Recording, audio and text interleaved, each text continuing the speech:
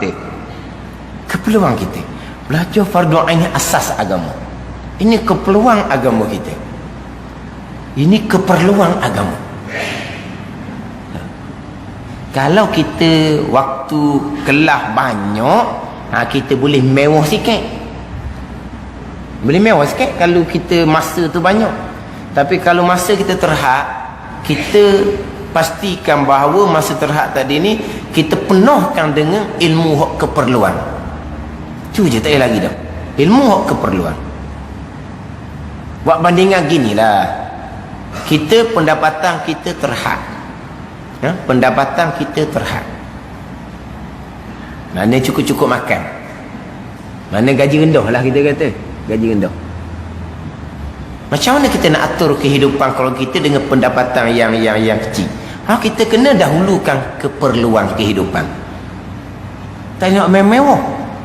Tapi nak di hati ni hak tu nak beli, hak tu nak beli, hak tu nak beli, hak tu nak beli. Itu kemahuan kita. Tapi oleh kerana pendapatan kita ni kecil, kita kena dahulukan keperluan hidup kita dan keluarga kita. Kalau kita ni pendapatan kita kecil, kita ikut kepada kemahuan nafsu kita, berahi kita, jeng kan? Jeng kita. Kalau kita pendapatan besar, keperluan garanti, tu nak beli-beli sebab kita pendapatan besar. Sama juga kalau kelas ilmu kita terhad, kita kena pastikan cukup hak asas. Tapi kalau kita maghrib ada, subuh ada, duha ada, setengah tepat lepas isyak pun ada, boleh lah kita agak nak bermewah sikit, ngaji ilmu lain boleh lah. Tapi kalau masa terhad, penuhi dengan hak ilmu fardu ain. Tiga-tiga mesti kena ada. Tauhid, fiqh, tasawuf. Ini kewajipan lain-lain. Kalau tauhid fardu ain kita belajar, fiqh fardu ain kita belajar, tasawuf ain tidak belajar. Malaikat setiap masa catat dosa kerana tak belajar ilmu tasawuf fardu ain. Saya belajar dah tauhid dengan fiqh. Saya belajar tauhid dengan fiqh, tapi fiqh tu kewajipan lain. Tasawuf kewajipan lain. Saya tauhid belajar, tasawuf belajar, fiqh nyedok lagi. Dah kewajipan belajar fiqh, dia kewajipan lain. Malaikat akan catat dosa.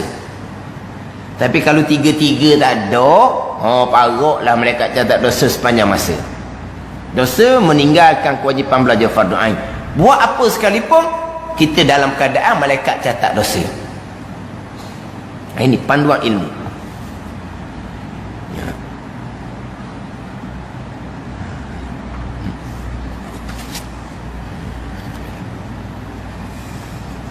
Kemudian kita belajar tu, kalau kata tauhid ke fiqh ke tasawuf ke, kena acak kali ke macam mana, tengok kepada kita lah. Kalau kita ni balik lah medah, kita tinggal tu kewajipan belajar ni, malaikat catat dosa lah medah, kita nak bereskan, faham-faham lah. Kalau kita belum balik, tak apalah, kita sikit macam kita ajar pada anak kita tu kan. Ajar pada anak kita tu sikit bagi tak balik lagi, tak apalah. Tapi kalau kita tak balik lagi pun tak apalah, sikit kita nak habis dah balik. Lepas tu kena belajar betul benar. Lepas tu kewajipan kita. Itu panduan ilmu dalam kitab Hidayatus Salikin. Atau mustahil, tak lepas sini jeng kita, tak lepas sini jeng. Terutama sekali ilmu akidah, ilmu pegangan. Tak lepas ilmu pegangan, comel macam mana, aling macam mana pun fiqh. Bukan fardu ain dah lah. Aling fiqh dengan ilmu fardu kifayah.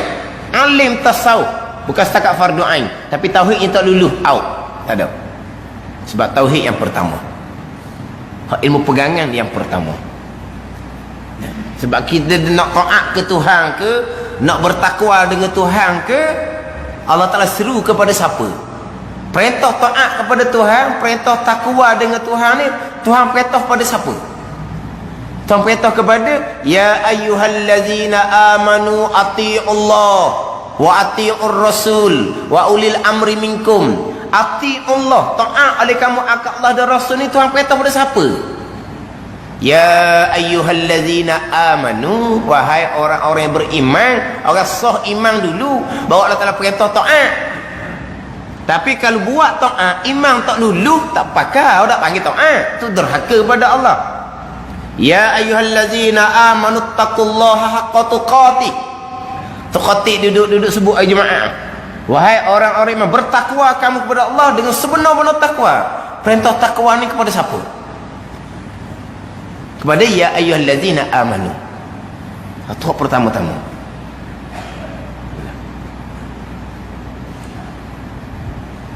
Kemudian cerita bab syurga ni, kita duk tahap ni, duk tahap perintah.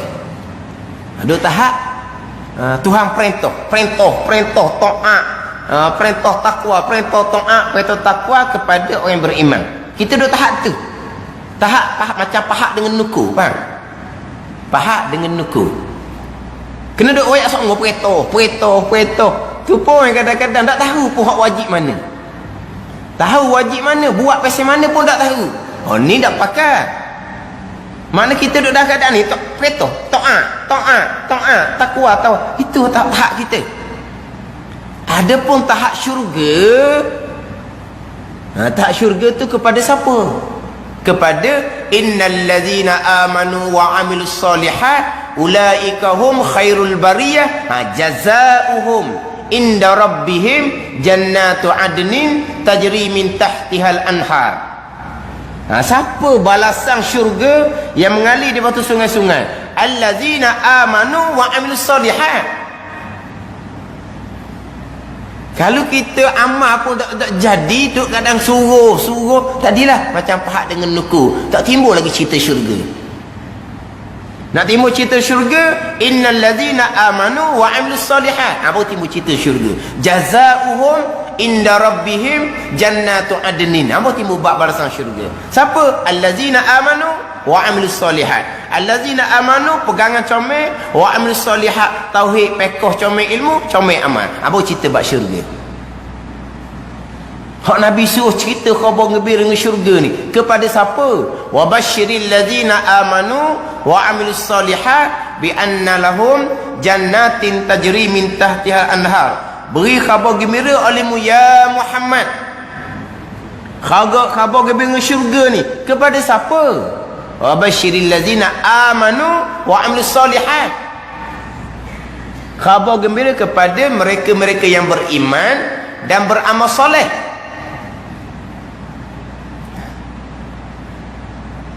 Tapi kita duk tahap ni, tahap perintah. Ati Allah, ittaqullah, ati Allah, ittaqullah. Tapi perintah kepada siapa? Ya ayyuhallazina amanu. Ni ilmu akidah. Lepas tu macam mana duk tahap ni syurga? Hisab dulu. Dah macam pahat dengan nuku.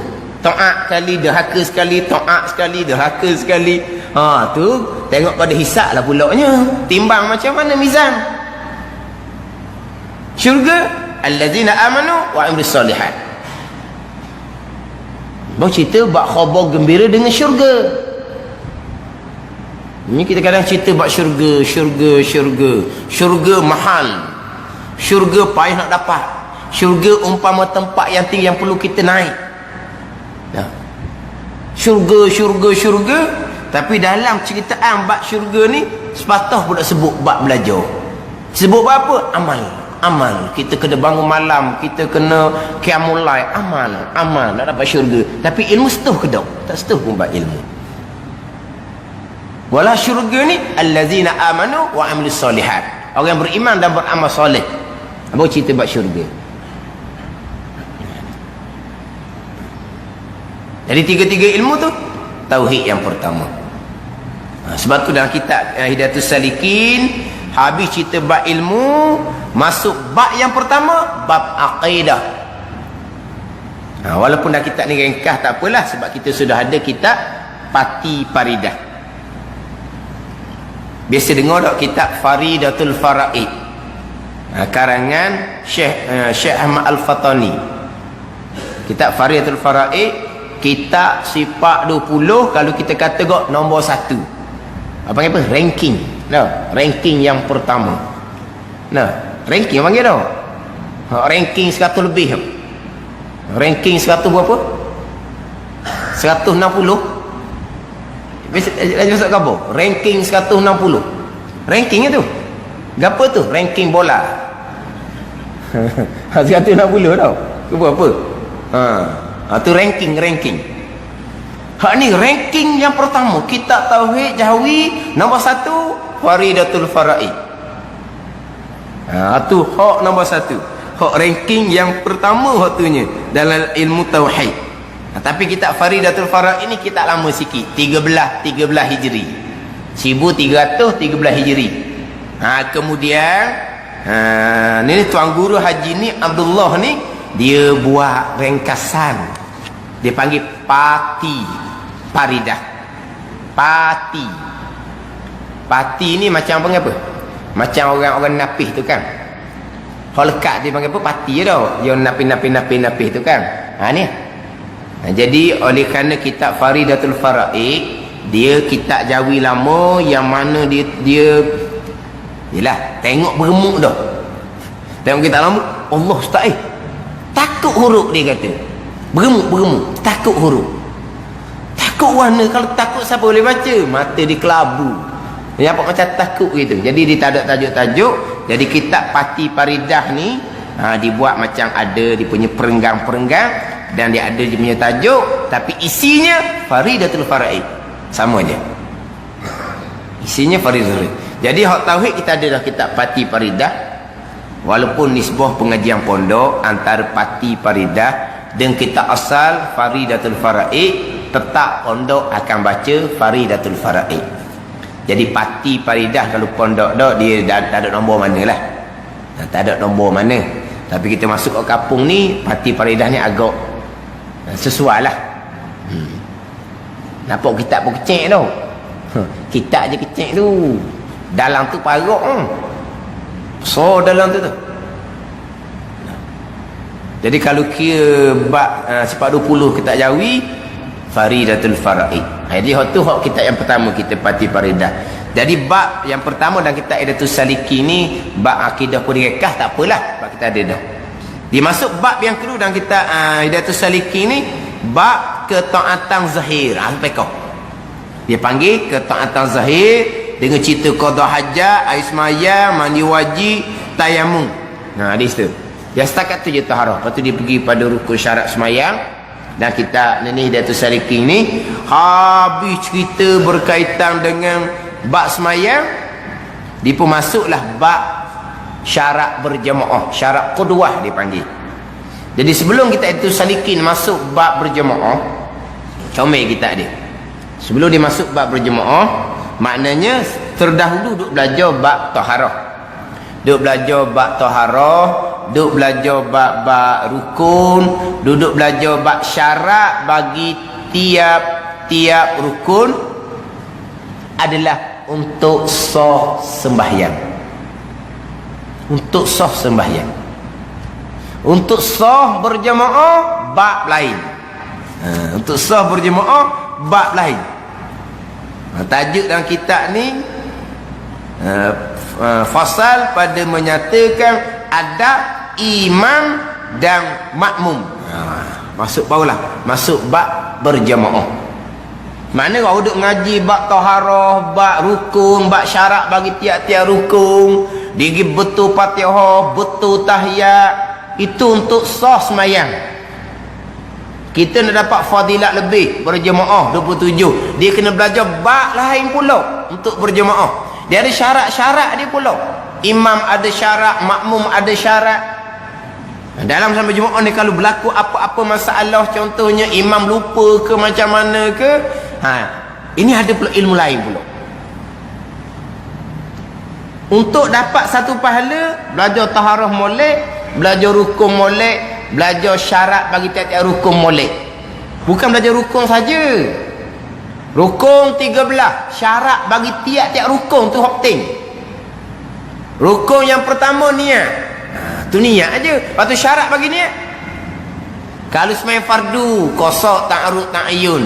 Kalau sembahyang sunat berwaktu bersebab, qasad dan ta'ayyun. Sembahyang sunat mutlak, qasad saja. Kalau semayang tu bergantung dengan sah dia berjemaah, kena niat imam, kena niat makmum, macam semayang Jumaat, macam semayang ulang, macam semayang jamuk hujan. Itu dia ada pula tu, dia ada tambahan 4 niat. Tu syarat bagi tiap-tiap satu rukun kena mengaji. Bukan belajar rukun 13. Bilang rukun 13 ni budak 5-6 tahun boleh bilang rukun 13. Syarat bagi tiap-tiap satu rukun. Kita belajar tu semua untuk sah semayang. Untuk sah semayang. Kita nak pahala 27 berjemaah kitanya, kena ilmu lain.